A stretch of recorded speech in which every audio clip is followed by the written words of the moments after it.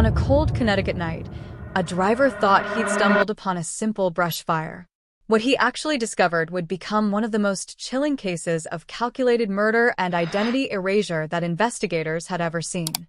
Every identifying feature had been systematically removed from the victim's body, except one crucial detail the killer overlooked.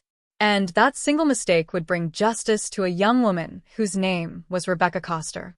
If you're drawn to true crime stories where forensic science becomes the voice of the voiceless, hit that subscribe button now, because this case will show you just how far one killer went to hide his crime and how far investigators went to uncover the truth.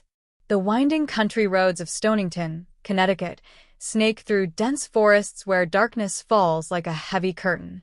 It's the kind of place where your headlights feel inadequate, where every shadow could hide something you don't want to see. On this particular evening, those shadows were hiding something far worse than anyone could imagine. A local resident was driving home when he spotted what looked like a brush fire flickering in the distance. In these rural areas, wildfires are a constant concern, especially during dry seasons. He pulled over immediately, grabbing his fire extinguisher from the trunk. As he approached the flames, a fire chief who happened to be in the area arrived with his own equipment. But as they got closer, both men realized this wasn't a typical brush fire. The flames were too concentrated, too deliberately placed. And then they saw it, the unmistakable outline of a human form within the inferno. The fire chief, trained to preserve evidence even in emergency situations, angled his extinguisher upward, letting the chemicals fall gently rather than blasting directly at the scene. Every instinct told him this wasn't an accident. This was a crime scene. Within minutes, Connecticut state troopers had secured the area, yellow tape fluttering in the night breeze. The road was closed, and investigators began their methodical examination of what they'd found. The body was wrapped in multiple layers, plastic bags, blankets, sheets, all bound together with duct tape. Someone had taken great care to package this victim, and the remote location told them this was a dump site, not where the actual murder had occurred. The body was charred beyond recognition.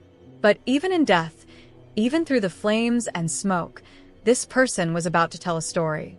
A story of calculated violence, of systematic erasure, and of one killer's desperate attempt to create the perfect anonymous victim. What investigators didn't know yet was that they were looking at 24-year-old Rebecca Koster, a nursing assistant from Long Island whose bright smile and caring nature had made her beloved by family and friends. They didn't know that somewhere, a family was wondering why their daughter hadn't come home from work. They didn't know that this charred, wrapped body held secrets that would expose a predator who thought he'd committed the perfect crime. As the investigation team worked through the night, documenting every detail, taking photographs, collecting evidence, one thing became clear. Whoever did this had gone to extraordinary lengths to ensure their victim would never be identified. But they were about to learn that in the world of forensic science, there's no such thing as a perfect crime. The case that would become known as one of Connecticut's most disturbing murders had begun. And it would take every tool of modern forensic investigation to give this victim back her name, her story, and ultimately, her justice. Don't go anywhere, because what investigators discovered about this victim's final hours will leave you questioning how well you really know the people around you. Dr. Ira Kaner had seen it all in his 3 decades as a forensic pathologist. Over 4,000 autopsies had passed through his examination room, each one a puzzle to solve, a voice to give back to the silent dead. But even with all his experience, the case that arrived on this cold Connecticut morning would test every skill he'd developed. The body came to him wrapped like a macabre gift, layer upon layer of plastic and fabric bound with tape. As his team began the delicate process of unwrapping, they moved with surgical precision. Every layer could contain trace evidence, a fingerprint, a fiber, a DNA sample that might lead them to the killer. What they found underneath made even seasoned investigators pause. This wasn't just a murder victim. This was someone who had been systematically mutilated after death, their identity erased with surgical precision.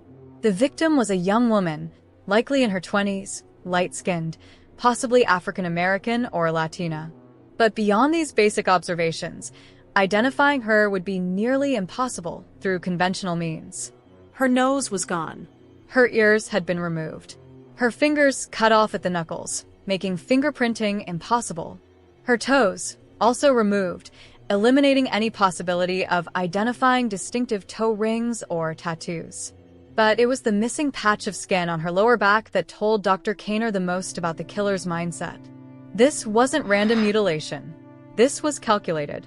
Someone had carefully cut away what was obviously a tattoo, knowing that distinctive body art would be one of the first things investigators would use to identify the victim. First thing that comes to mind, Dr. Kaner would later explain, is that they're trying to obscure the identity of the deceased. With no fingers, you can't take fingerprints. With no toes, if she had toe rings or tattoos, those are gone now for purposes of identification. The burning pattern told another story.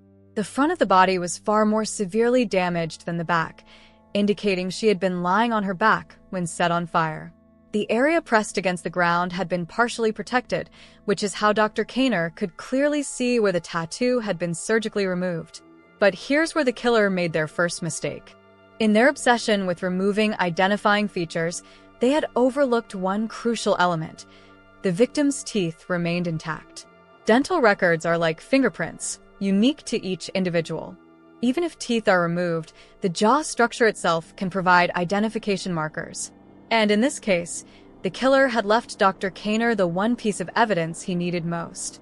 As word spread through law enforcement databases, investigators began searching for missing persons reports that might match their victim. They were looking for a young woman, likely in her 20s, with a distinctive tattoo on her lower back. The search started in Connecticut, but would soon expand far beyond state lines. Meanwhile, Dr. Kaner continued his examination, documenting every wound, every burn, every piece of evidence that might tell him how this young woman died. The cause of death wasn't immediately apparent. The fire had obscured many of the external injuries. But as he worked, he began to piece together the violence that had occurred before the flames. This wasn't a crime of passion. This wasn't a robbery gone wrong. This was something far more calculated, far more cold-blooded. Someone had planned not just to kill, but to ensure their victim would never be identified, never be mourned, never be remembered. They were wrong, because 80 miles away in Long Island, New York, a family was about to provide the key that would unlock this mystery. And what they would discover about their daughter's final hours would expose a predator who thought he understood how to create the perfect anonymous victim. The hunt for Rebecca Koster's identity was about to begin, and with it, the search for her killer. Stay with us as we uncover how one overlooked detail brought justice to a young woman whose name almost died with her. 80 miles south of that Connecticut country road, in a comfortable Long Island home, Larry Ross was growing increasingly worried about his daughter. Rebecca Koster, known to her family as Becky, had never missed a day of work without calling. She was responsible, reliable, the kind of person who always kept her commitments. So when her employer called to say she hadn't shown up for her shift, Larry knew something was terribly wrong. Connecticut investigators had been searching their own missing persons database with no luck. A young woman with a large tattoo on her lower back who matched their victim's description simply didn't exist in their records. But when they expanded their search to neighboring states, they found what they were looking for. Rebecca Koster, 24 years old, nursing assistant, last seen on Long Island. The missing person report filed by her father described her perfectly, her height, her weight, her hair color. But most importantly, it mentioned a distinctive butterfly tattoo on her lower back. The same location where Dr. Kaner had found the surgically removed patch of skin. Despite the striking similarities, Connecticut detectives remained skeptical. The distance between Long Island and Stonington was significant. How does a young woman from New York end up burned beyond recognition on a Connecticut roadside? They needed absolute confirmation before they could proceed. Dr. Kaner understood the weight of what they were asking. Identifying human remains is one of the most crucial responsibilities in forensic pathology. Get it wrong, and a family mourns the wrong person while the real victim remains nameless. Get it right, and you've given a family answers, even if those answers bring unimaginable pain. Long Island police personally drove Rebecca's dental records to Connecticut. In Dr. Kaner's office, the comparison process began. Every tooth, every filling, every unique characteristic was examined and cross-referenced. Dental identification is considered as reliable as fingerprinting. When there's a match, there's no doubt. The match was perfect. Every detail aligned. The charred, mutilated body found on that desolate Connecticut road was Rebecca Koster of Long Island. Now came the most heartbreaking part of any homicide investigation: notifying the family. Barbara Ross, Rebecca's mother, was at work when the call came. Her husband's voice was strained as he told her the detectives were at the house, waiting for her to come home. I looked at the detectives and I asked them, "It's bad news?" Barbara would later recall. And they said, "Please come have a seat." And they said they found Becky, that it was a homicide, and that they were going to go to great lengths to find out who did it to her. The words hit Barbara like a physical blow. Her daughter, her beautiful, caring daughter, who looked just like her, was gone. Not just gone, but murdered in a way so brutal that someone had tried to erase her very identity.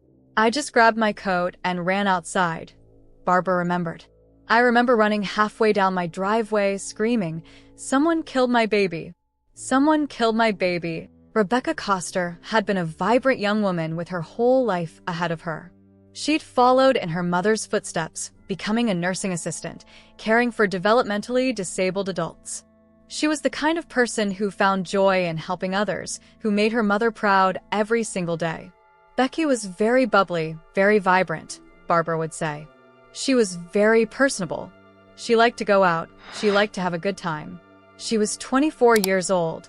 She was beautiful, and she looked just like her mother. But now, instead of planning birthday parties and family gatherings, Barbara was faced with the unthinkable reality of planning her daughter's funeral. Except there was no body to bury yet, Rebecca was evidence now, part of a homicide investigation that would consume months of painstaking detective work. The identification of Rebecca Koster marked the beginning of a new phase in the investigation. Now they had a name, a background, a starting point. They could trace her movements, interview her friends, reconstruct her final day. But it also meant that somewhere out there, a killer was walking free, believing he had committed the perfect crime. The killer had gone to extraordinary lengths to ensure his victim would never be identified. He had mutilated her body, removed her fingerprints, burned her beyond recognition. But he had made one crucial mistake. He had left her teeth intact. And that mistake was about to cost him everything. Coming up, we'll follow investigators as they piece together Rebecca's final hours, uncovering a trail of evidence that leads to a predator who thought he understood how to make a person disappear forever. To catch Rebecca Koster's killer, investigators needed to reconstruct the final hours of her life with precision.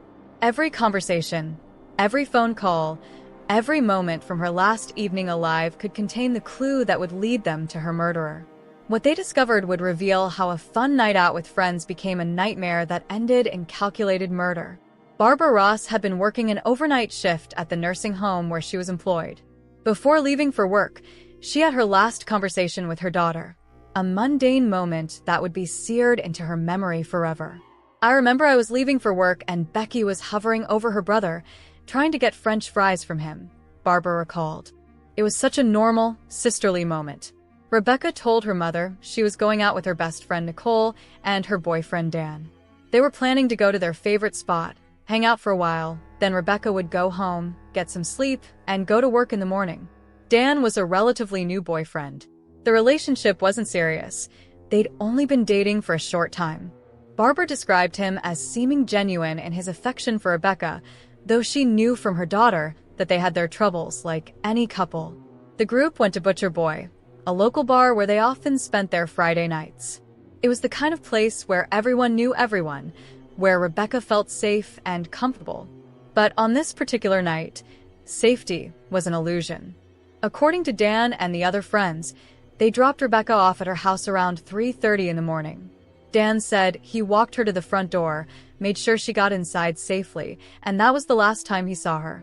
At 3:30 a.m., Rebecca even called her mother to let her know she was home safe, a routine check-in that had become second nature. But Rebecca's phone records would later reveal a disturbing truth. Her night wasn't over. At 4:10 a.m., Rebecca received a phone call from an unknown number, a 617 area code. The call lasted approximately 15 minutes. Then, at 4:27 a.m., another call from the same number. This one lasted only 20 seconds. It's quite clear that this person was probably the last person to speak with Becky, investigators would later determine. And based on the timing and duration of these calls, they believe the second call was made by someone who had arrived at Rebecca's house and was letting her know they were there. When Barbara discovered her daughter was missing the next morning, she was immediately alarmed.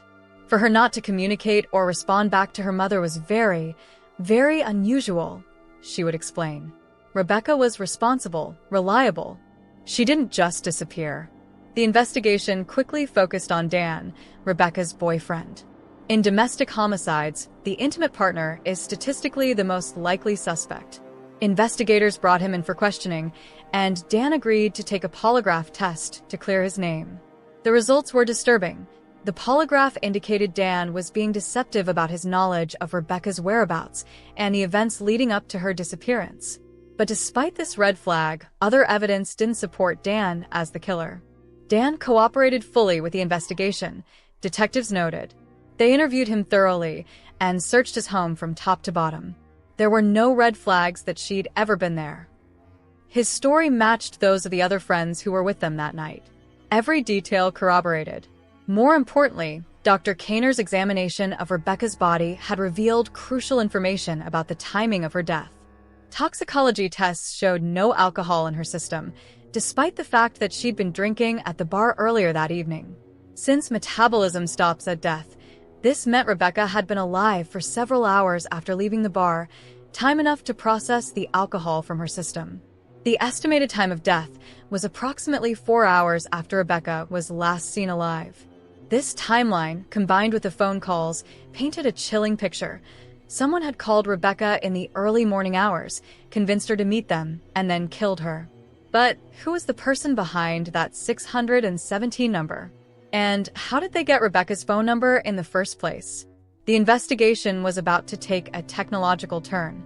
Cell phone records would reveal not just who called Rebecca, but where that person was when they made the calls. And the pattern of movement they discovered would show investigators exactly how a predator had lured his victim to her death. Barbara Ross had warned her daughter about the dangers of being a beautiful young woman. I said, "Becky, you're the prime target because you're beautiful and everybody wants you. But there are demons out there, and they look like people." Those prophetic words were about to prove tragically accurate. Stay with us as we follow the digital trail that led investigators to a killer who thought he'd covered his tracks perfectly. The 617 number that appeared on Rebecca Koster's phone records became the most important clue in the investigation. But tracking down the owner of that number would prove to be more challenging than investigators initially expected. What they discovered about the caller's movements on the night of Rebecca's murder would reveal the calculating nature of her killer. Cell phone technology in the early 2000s was becoming a powerful tool for law enforcement. Every call made on a cellular device bounces off cell towers, creating a digital trail that can be tracked and analyzed.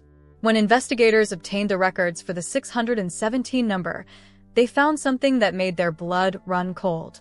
The person using that phone had been moving the night Rebecca was killed. And they were moving in a very specific direction, west to east, directly toward Rebecca's house. Based on the cell tower information, they could clearly ascertain that the person using that phone was moving and communicating with her, investigators noted. And he was moving in a direction west to east to go to Rebecca's house. The timeline was chilling in its precision. The first call at 4:10 a.m. lasted approximately 15 minutes. During this call, the person was still some distance away from Rebecca's house, but moving steadily toward it. The second call at 4:27 a.m. lasted only 20 seconds, just long enough for someone to say, "I'm here." Based on the cell tower data, investigators believe the caller was already at Rebecca's house when he made that second call. Based on the location of the cell sites and the duration of the last call, it is my belief that this person was at Rebecca Koster's house, letting her know that he was there. But when they tried to trace the 617 number back to its owner, they hit a dead end. The number wasn't registered to anyone. It didn't appear in any database. It was what investigators call a burner phone, an untraceable prepaid cell phone that can be purchased with cash and used anonymously. This was a crucial revelation. The use of a burner phone indicated premeditation. This wasn't a crime of passion or a random encounter gone wrong. Someone had planned this carefully, ensuring they couldn't be traced through their phone calls. The killer had convinced Rebecca to meet with him in the early morning hours, tracked his approach to her house through cell towers, and called to let her know he'd arrived. But who was this person? And how had he gotten Rebecca's phone number in the first place? The answer would come from an unexpected source: surveillance footage from Butcher Boy, the bar where Rebecca had spent her last evening alive. When investigators reviewed the security cameras from that night, they found Rebecca sitting somewhat alone while her boyfriend and friends were off talking to other people. And they saw something that made their hearts sink: a man approaching Rebecca, engaging her in conversation, and what appeared to be an exchange of phone numbers. Watching the video, you can see them both on their phones together, investigators observed. It appeared that they were exchanging some sort of information. It looked like this person took her phone and was punching in a number. The man was older than Rebecca's usual crowd, not a college-aged guy, but someone in his 30s, dressed conservatively in a sweater vest. He looked unassuming, the kind of person who wouldn't raise red flags in a crowded bar. But his behavior told a different story. When investigators re-interviewed the people who had been with Rebecca that night, they got a clearer picture of what had happened. Jennifer, one of Rebecca's friends, remembered the man clearly. She told us about this male subject at the bar that she didn't know that was sitting next to them, investigators recounted. She said that this subject made her very uncomfortable, that he was very pushy and did seem creepy with the questions that he was asking her. More importantly, Jennifer revealed that the man had taken her phone as well, entering his contact information. He had identified himself as Jay Brown and given her the same 617 number that had later appeared on Rebecca's phone records. But Jay Brown, like the phone number, didn't exist.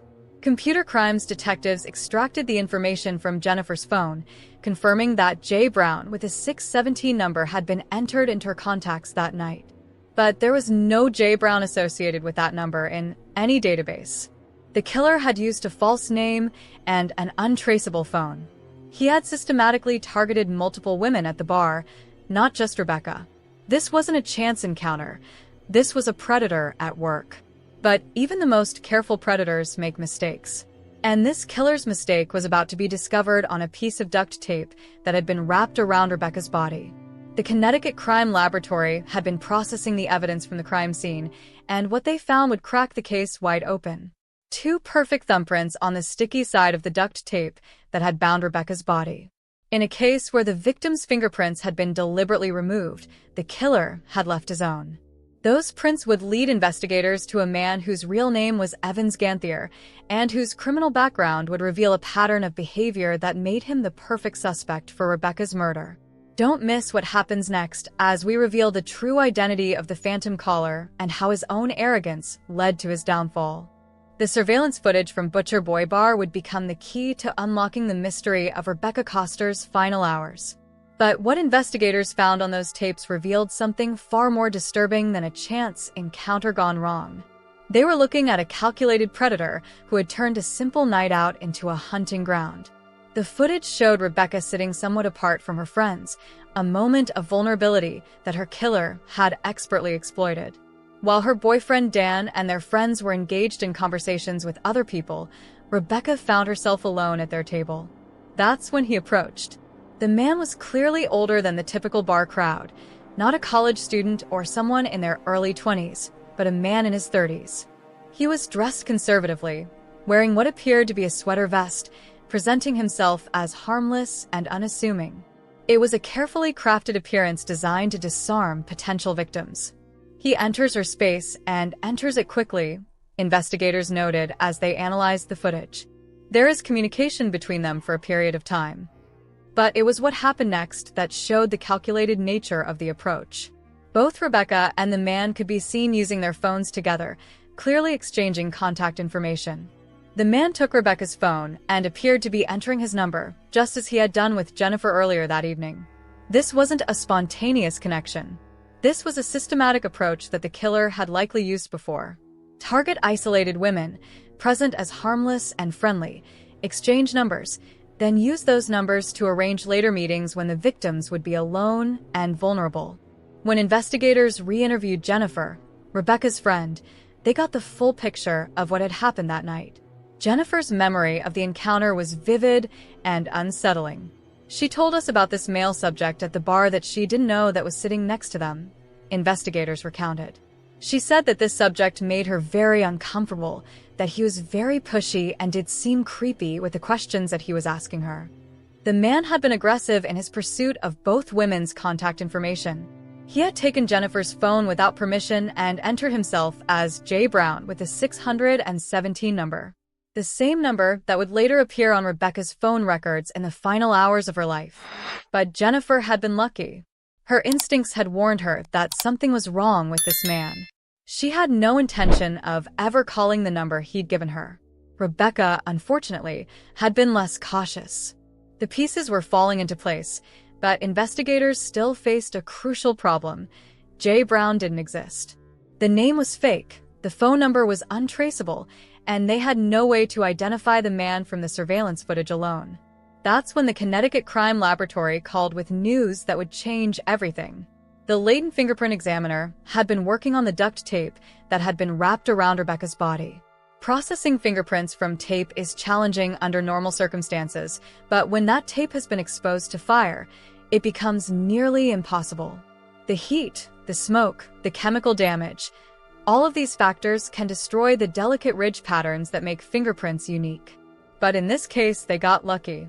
Hidden on the sticky side of the duct tape, protected from the worst of the fire damage, were two perfect thumbprints, a left and a right. "I've been doing this a very long time," the fingerprint examiner would later say, "and you don't often get fingerprints on the sticky side, particularly where there's been a fire." The prints were immediately run through the state database, and within hours, investigators had their answer. The thumbprints belonged to Evans Ganthier, a man with a criminal record that made him the perfect suspect for Rebecca's murder. Now they had their breakthrough. The man who had approached Rebecca at the bar as J. Brown was actually Evans Ganthier. And when investigators pulled his file, they discovered a pattern of behavior that explained exactly how he had been able to lure Rebecca to her death. Evans Ganthier wasn't just a killer, he was a predator with a history of targeting women. His criminal background included domestic violence incidents and allegations that he had been involved in forcing women into prostitution. There were reports that he liked to photograph women in his garage, using his home as a location for activities that made investigators' skin crawl. The surveillance footage had given them a face, the phone records had given them a timeline, and the fingerprints had given them a name. But now they needed to find Evans Ganthier and bring him to justice. The hunt for Rebecca's killer was about to begin in earnest. And what investigators would discover about Ganthier's activities in the days following Rebecca's murder would reveal the full scope of his attempts to cover up his crime. Stay with us as we follow the manhunt for Evans Ganthier and uncover the evidence that would ultimately convict him of one of the most calculated murders in Connecticut history. The fingerprint match changed everything. Evans Ganthier wasn't just a name in a database. He was a real person with a real address, real connections, and a real criminal history that made investigators' worst fears about Rebecca's killer come true. The hunt for the man who had posed as J. Brown was about to begin. Ganthier's criminal background painted a picture of a man who had been escalating his violence against women for years. He had domestic violence incidents on his record, including disturbing allegations about his relationship with his girlfriend. Investigators learned that he had been suspected of forcing women into prostitution and had a documented interest in photographing women in his garage, activities that suggested a pattern of sexual exploitation and control. He had a criminal background, investigators noted. It wasn't particularly serious, but they were able to determine that among other things which were of great interest to the police, he had domestic incidents with his girlfriend, and there were allegations that he was pimping her out and that he liked to photograph women in his garage. This background information was crucial because it established motive and pattern. Rebecca hadn't been killed by a stranger who snapped in a moment of passion. She had been targeted by a predator who had been refining his methods for years. Armed with Ganthier's photograph, investigators brought Jennifer back to the station. They created a photo lineup, a standard police procedure where the suspect's photo is placed among several similar-looking individuals to see if a witness can make an identification. Jennifer's identification was immediate and certain. She positively identified Evans Ganthier as the man who had approached them at Butcher Boy Bar, who had made her uncomfortable with his pushy behavior, and who had entered himself into her phone as Jay Brown. The case was building rapidly, but investigators still needed to locate Ganthier. They knew he had a vehicle, an SUV that had been associated with previous traffic stops and arrests. They also knew his girlfriend had a residence in the Bronx, which gave them a starting point for surveillance. The surveillance operation began immediately. Teams of detectives began watching the Bronx residence, looking for any sign of Ganthier or his vehicle. The work was tedious and time-consuming, but they knew they were hunting a dangerous predator who had already killed once. Their patience paid off.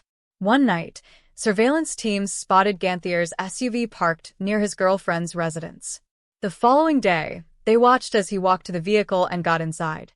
The moment he started the engine, they moved in. He was placed under arrest, investigators reported. We bring him to our headquarters, and I interview him along with another detective. Even in custody, Ganthier maintained his composure. He was cooperative, even agreeing to let investigators search both his vehicle and his residence. He projected confidence, the demeanor of a man who believed he had committed the perfect crime. But his confidence was misplaced. The search of his residence, particularly his garage, revealed evidence that someone had been working very hard to clean up and cover their tracks. In the garage there was a roller, a scrub brush, a broom, cement cleaner, and some paint and a paint tray, investigators found. You could tell that there was an area that had been cleaned over and painted over that definitely looked suspicious. The garage had been scrubbed clean and painted over, but the pattern of cleaning suggested someone had been trying to remove evidence of violence. While they couldn't find direct evidence linking Rebecca to the garage, the cleaning pattern was consistent with someone trying to remove blood and other forensic evidence. But it was the search of Ganthier's vehicle that provided the smoking gun investigators needed. The SUV was processed at the Connecticut Crime Laboratory, where forensic technicians began the painstaking process of looking for biological evidence. What they found exceeded their expectations. Throughout the vehicle, they discovered red stains that appeared to be blood. The stains were in specific locations that told a story of violence. On the console, on both the driver's side and passenger side, with blood dripping downward in a pattern consistent with someone bleeding heavily while sitting in the front seat. There's a console, and on that console on the driver's side, on the passenger side, there was a blood stain, and the blood was dripping downward, investigators noted. If you move the seat back and you go all the way down to the floor, that's where the blood was pooling. The blood samples were sent for DNA testing, and the results confirmed what investigators suspected. The blood belonged to Rebecca Koster. We could tell that Rebecca Koster was in this vehicle, and it appeared that something violent had happened to her while she was in this vehicle, investigators concluded. Now they had everything they needed: fingerprints on the duct tape, positive identification from a witness, and the victim's blood in the suspect's vehicle. Evans Ganthier was facing a murder charge, and the evidence against him was overwhelming. But Ganthier wasn't ready to confess. Instead, he was about to spin an elaborate tale that would test every piece of forensic evidence investigators had collected. His story would be so detailed, so seemingly plausible, that it would take all of Dr. Kaner's expertise to prove it was a lie. Coming up, we'll hear Evans Ganthier's version of events and discover how forensic science ultimately exposed his deception. When confronted with the overwhelming evidence against him, Evans Ganthier did something that many killers do when they realize they're caught. He began to tell a story. But this wasn't a simple confession. This was an elaborate, carefully constructed narrative designed to minimize his culpability and paint himself as the victim of tragic circumstances. "I'll tell you, but you're not going to believe what happened," Ganthier told investigators as he began his tale. According to Ganthier's version of events, he had met Rebecca at Butcher Boy Bar, and they had simply talked. He claimed he decided to call her later because he wanted to continue partying, and she had given him directions to her house. When he arrived, Rebecca explained that she couldn't hang out long because she had to go to work in the morning. The story continued with Ganthier claiming that on the way to his house, Rebecca suddenly started foaming at the mouth, as if she was having some kind of medical emergency. He said that when they arrived at his garage, she was so unsteady on her feet that she needed his assistance to walk, requiring him to put his arm around her for support. Then came the crucial part of his story, the part that would either save him or destroy him completely. Ganthier claimed that when they reached his garage, Rebecca suddenly collapsed. He said she appeared to be having some kind of seizure or medical emergency, and despite his efforts to help her, she died right there in his garage. According to his account, he panicked when he realized she was dead, fearing that no one would believe his story about her sudden medical emergency. I thought, who's going to believe this? A young woman comes to my house and just dies. Ganthier told investigators. I panicked. I didn't know what to do. His story painted him as a good Samaritan who had tried to help Rebecca during a medical crisis, only to find himself in an impossible situation when she died unexpectedly. He claimed that the blood found in his vehicle came from him trying to help her during her supposed seizure when she had allegedly bitten her tongue and was bleeding from her mouth. The mutilation of Rebecca's body, according to Ganthier, was an act of desperation. He claimed he had removed her fingers and toes, cut away her tattoo, and burned her body because he was terrified of being blamed for her death. He portrayed himself as a frightened man who had made terrible decisions in the aftermath of a tragic accident. I know it sounds horrible, Ganthier continued, but I was scared. I thought if they found her body with all her identifying marks, they would trace her back to me, and I would be blamed for something I didn't do. It was a compelling narrative, carefully constructed to explain away every piece of evidence while maintaining his innocence of murder. He had an explanation for the fingerprints on the duct tape. He had wrapped her body. He had an explanation for the blood in his car. He had tried to help her. He had an explanation for the mutilation. He had panicked. But there was one person who wasn't buying Ganthier's story, Dr. Ira Kaner.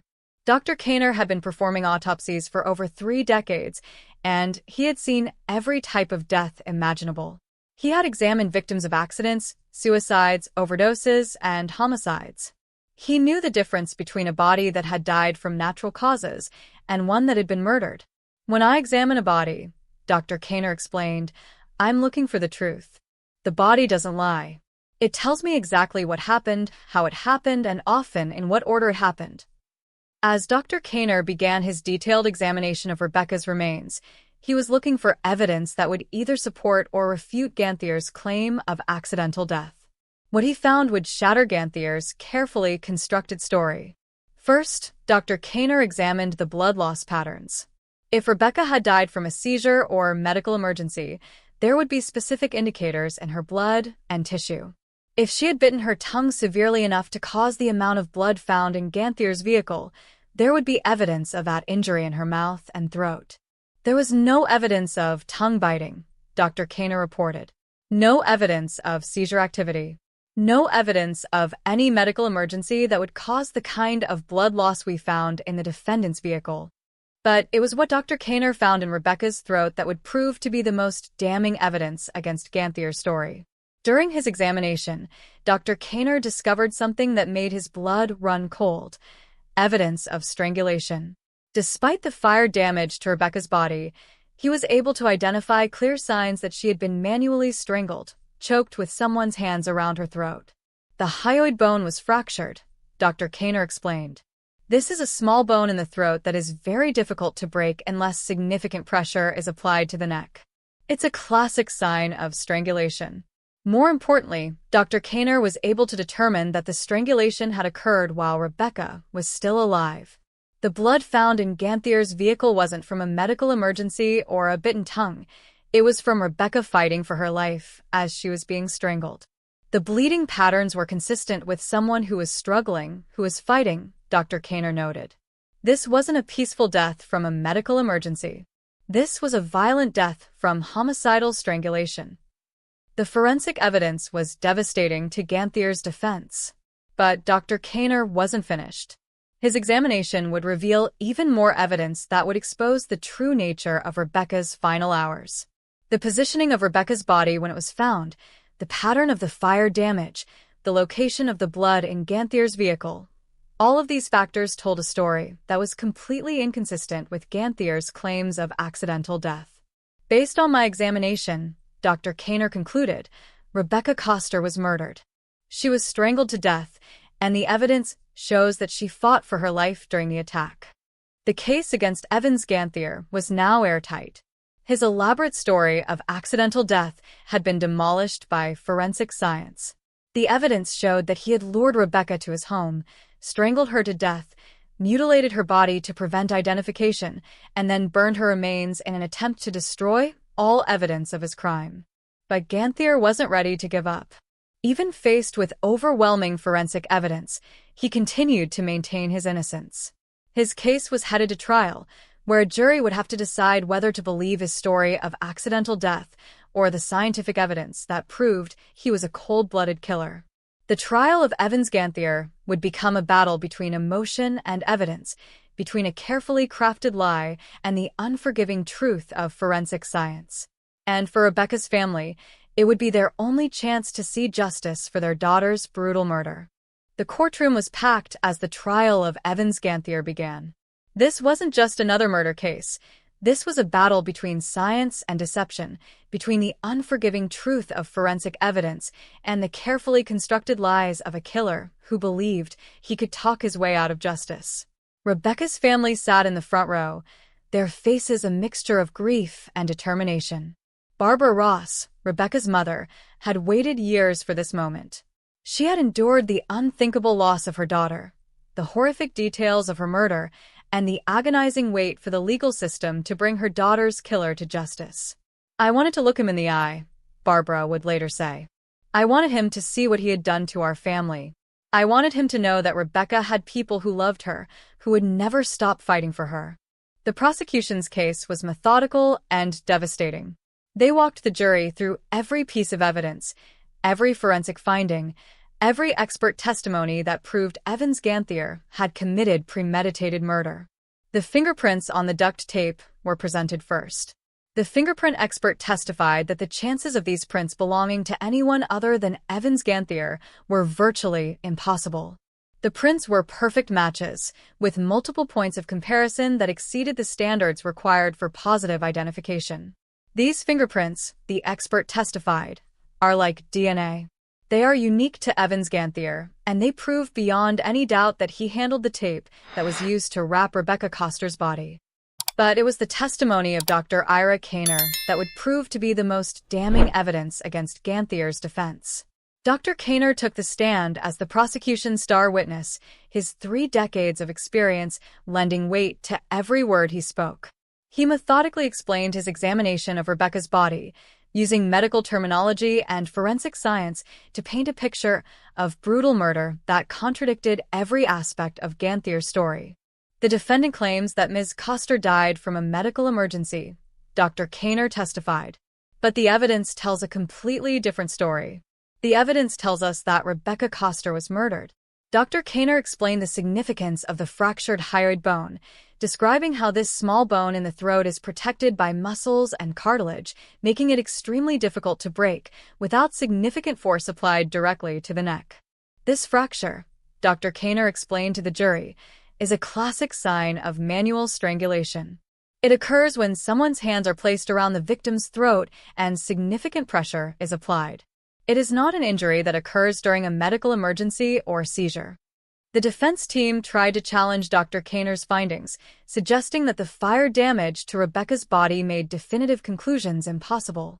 But Dr. Kaner was prepared for this line of attack. While fire damage can complicate an autopsy, Dr. Kaner explained, certain structures remain intact even after significant burning. The hyoid bone is one of these structures. Its fracture pattern is clear and unmistakable. The prosecution then presented evidence about the blood found in Ganthier's vehicle. DNA analysis had confirmed that the blood belonged to Rebecca, but more importantly, the blood spatter patterns told a story of violence that contradicted Ganthier's claims. The blood patterns in the defendant's vehicle, the forensic expert testified, are consistent with someone who is struggling, who is fighting for their life.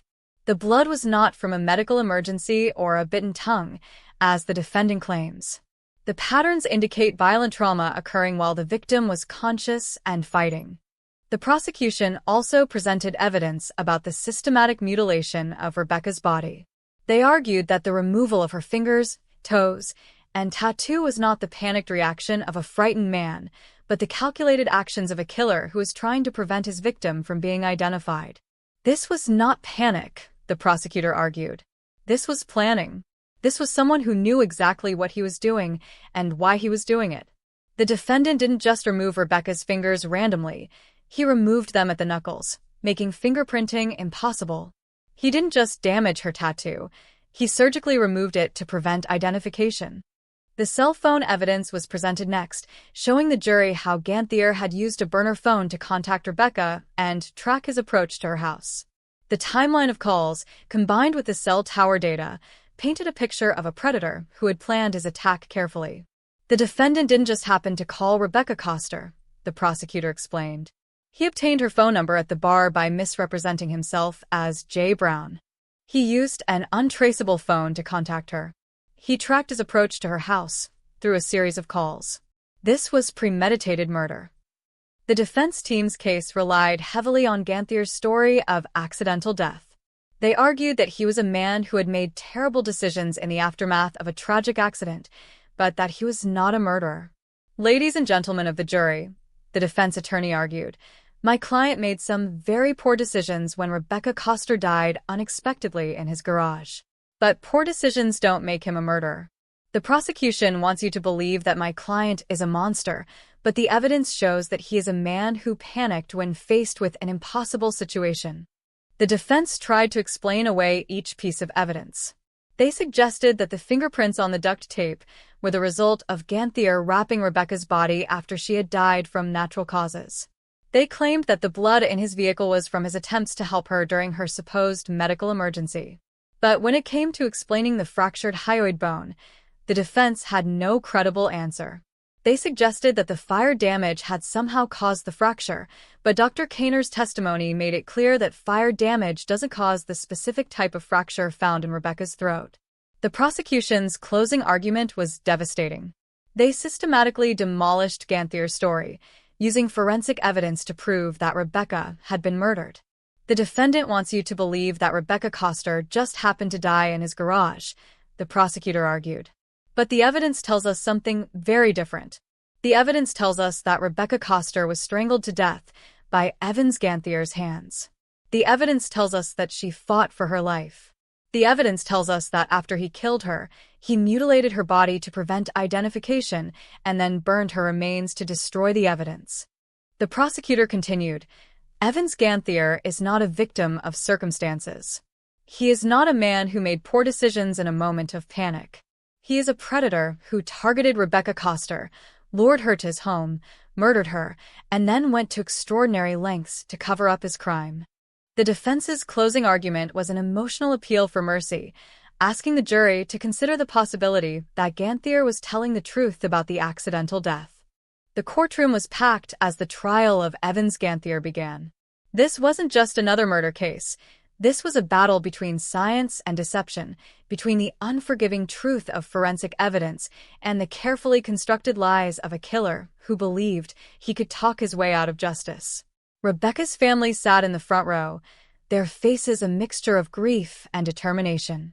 Barbara Ross, Rebecca's mother, had waited years for this moment. She had endured the unthinkable loss of her daughter, the horrific details of her murder, and the agonizing wait for the legal system to bring her daughter's killer to justice. I wanted to look him in the eye, Barbara would later say. I wanted him to see what he had done to our family. I wanted him to know that Rebecca had people who loved her, who would never stop fighting for her. The prosecution's case was methodical and devastating. They walked the jury through every piece of evidence, every forensic finding, every expert testimony that proved Evans Ganthier had committed premeditated murder.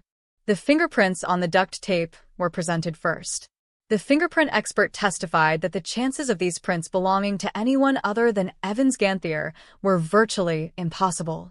The prints were perfect matches, with multiple points of comparison that exceeded the standards required for positive identification.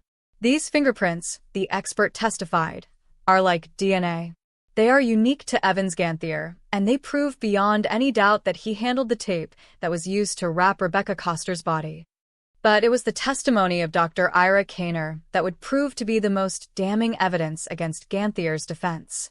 Dr. Kaner took the stand as the prosecution's star witness, his 3 decades of experience lending weight to every word he spoke.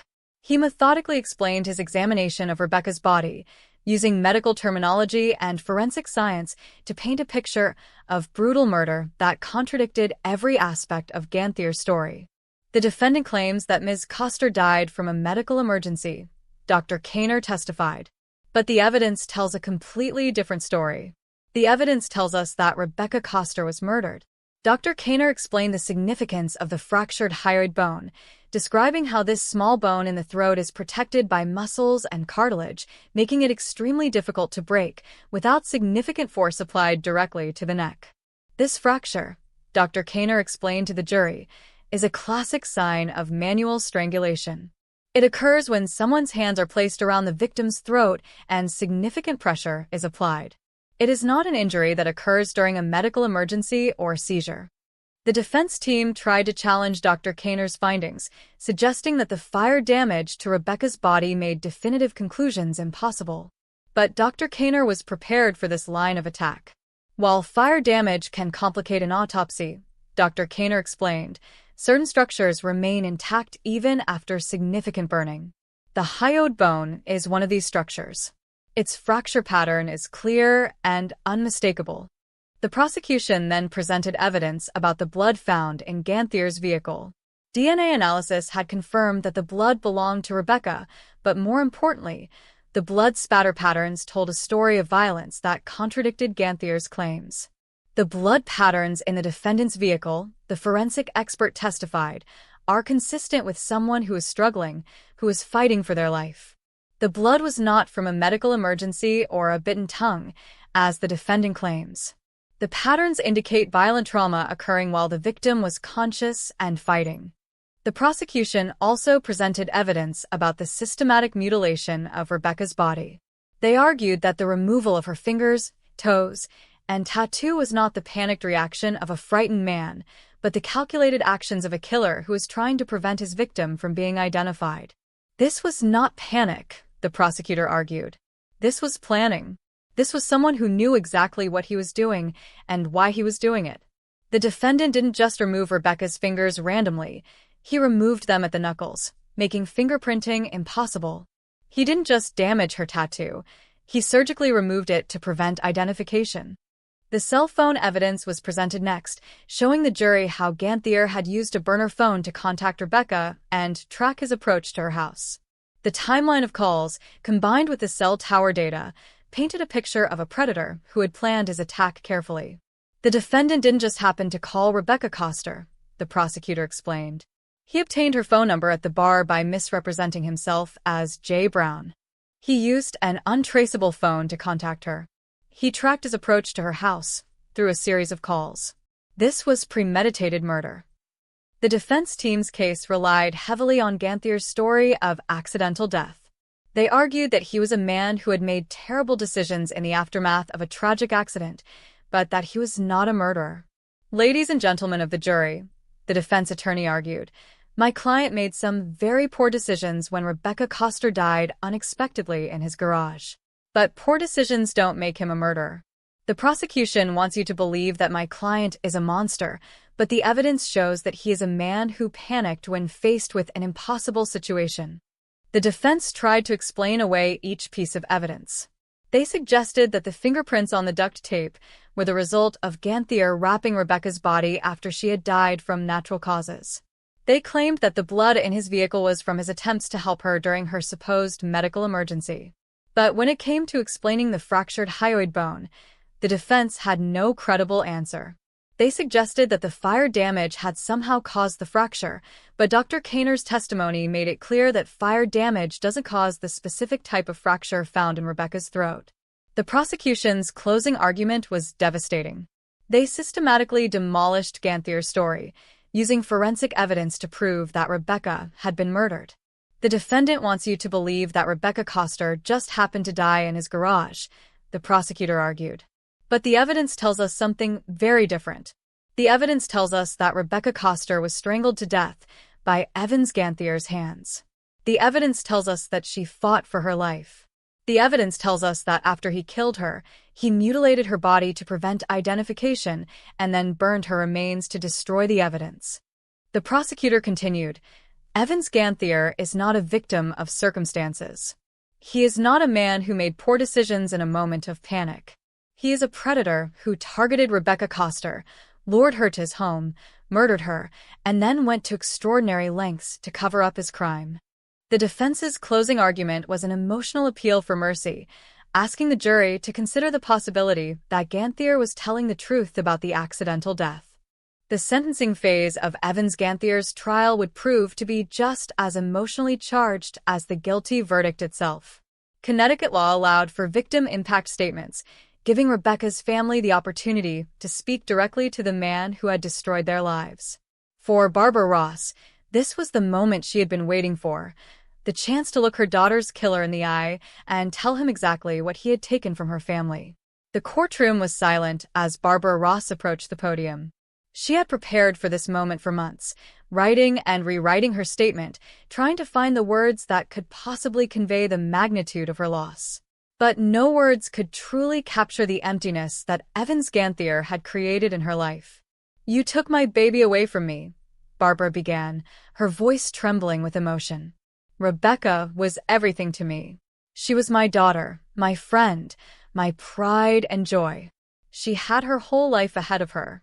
She was going to do great things, help people, make a difference in this world." Barbara's voice grew stronger as she continued. "You didn't just kill Rebecca that night. You killed a part of our entire family. You killed the grandchildren she would have given me. You killed the future she was supposed to have. You killed the joy she brought to everyone who knew her." The impact of Barbara's words was visible throughout the courtroom. Jury members wiped away tears. Court officers looked away, and even the judge seemed moved by the raw emotion of a mother's grief. "I will never again hear her laugh," Barbara continued. "I will never again get a phone call from her telling me about her day. I will never again see her beautiful smile or feel her arms around me. You took all of that away from me, and for what? What did you gain by killing my daughter?" Barbara then turned to address the systematic way Ganthier had tried to erase Rebecca's identity. "You thought you could make my daughter disappear. You thought you could take away her name, her face, her fingerprints, and that would be the end of it. But you were wrong. You can't erase love. You can't erase the memories of the people who loved her. You can't erase the fact that Rebecca Koster was a beautiful, caring, wonderful person who deserved to live." The emotion in the courtroom was palpable as Barbara concluded her statement. "I hope you spend every day for the rest of your life thinking about what you did to my daughter. I hope you never have a moment's peace. Because my daughter will never have peace. She will never have the life you stole from her." Other family members and friends also spoke during the victim impact statements. Rebecca's brother talked about losing his sister and best friend. Her co-workers from the nursing home where she had worked described the gentle, caring nature that had made her so good at her job. Friends from college shared memories of her infectious laugh and her dreams for the future. Each statement painted a picture of a life that had been full of promise, a young woman who had been taken from the world far too soon. The collective testimony made it clear that Rebecca's death had created a ripple effect of grief and loss that would continue for years to come. When it came time for sentencing, the judge took into account not just the brutality of the crime, but the calculated nature of Ganthier's actions. The systematic mutilation of Rebecca's body, the use of a burner phone to avoid detection, the elaborate cover-up story, all of these factors demonstrated a level of premeditation that warranted the harshest possible sentence. "This court has rarely seen a case that demonstrates such calculated cruelty," the judge stated. "The defendant didn't just kill Rebecca Koster. He attempted to erase her very existence. He showed a complete disregard for human life and dignity that shocks the conscience of this court." The judge continued, "The evidence presented during this trial shows that the defendant is a predator who targeted vulnerable women. His actions after the murder demonstrate a level of cold-blooded calculation that suggests he would likely kill again if given the opportunity." Evans Ganthier was sentenced to life in prison without the possibility of parole. Connecticut had abolished the death penalty by the time of his trial, but the life sentence meant that he would never again have the opportunity to harm another woman. As the sentence was read, Barbara Ross felt a complex mix of emotions. Justice had been served, but it couldn't bring her daughter back. The man who had killed Rebecca would spend the rest of his life in prison, but that wouldn't ease the pain of her loss. "I'm glad he can never hurt anyone else," Barbara said after the sentencing. But it doesn't bring Rebecca back. Nothing will ever bring her back. The case of Rebecca Koster became a landmark example of how modern forensic science can give voice to victims who can no longer speak for themselves. Despite the killer's elaborate attempts to erase her identity, forensic investigators were able to not only identify Rebecca but also reconstruct the exact circumstances of her death. Dr. Ira Kaner, the forensic pathologist who had played such a crucial role in the case, reflected on the importance of his work in bringing justice for Rebecca. "This case shows why forensic science is so important," Dr. Kaner explained. The defendant thought he had committed the perfect crime. He thought he had eliminated all evidence that could identify his victim or connect him to the murder. But forensic science doesn't lie. The body tells the truth, even when the killer tries to hide it.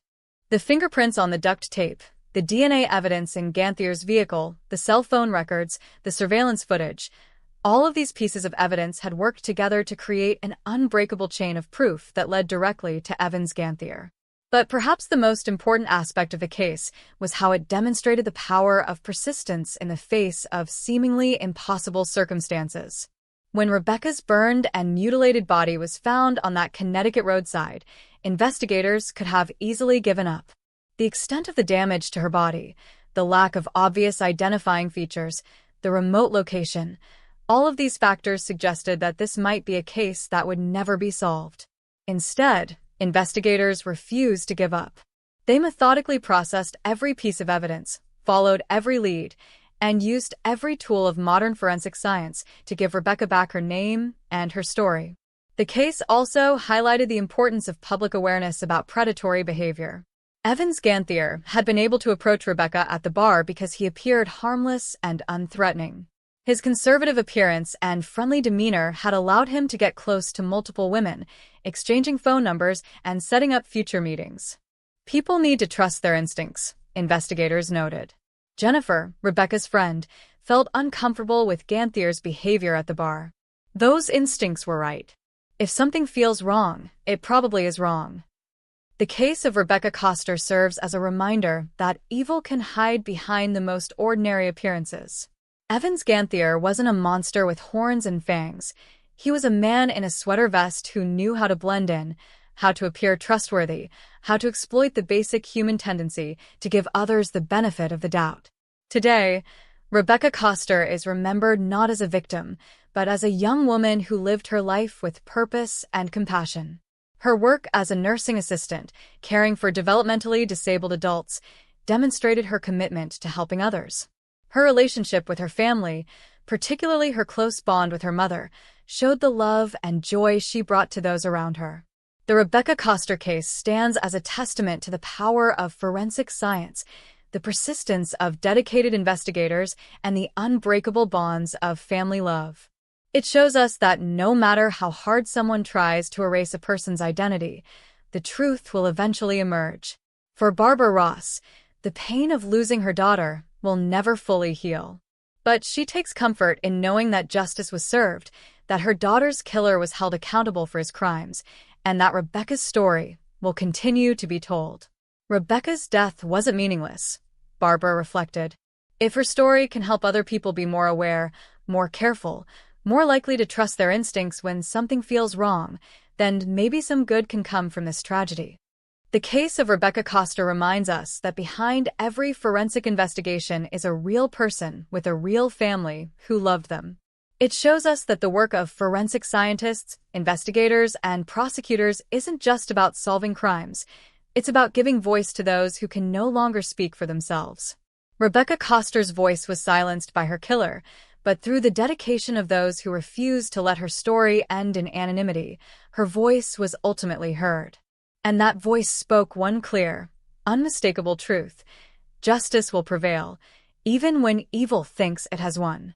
The case of Rebecca Koster shows us the incredible power of forensic science to bring justice even in the most challenging circumstances.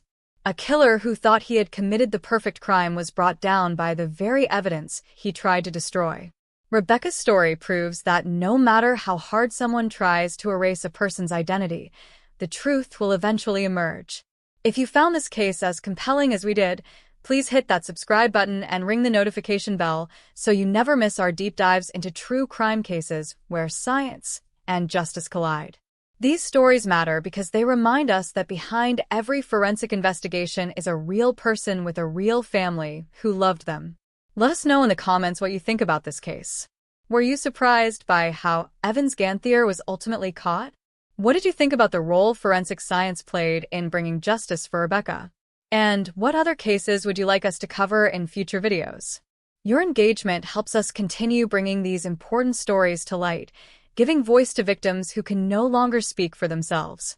Subscribe, like, and comment, and we'll see you in the next case that proves truth is always stronger than deception.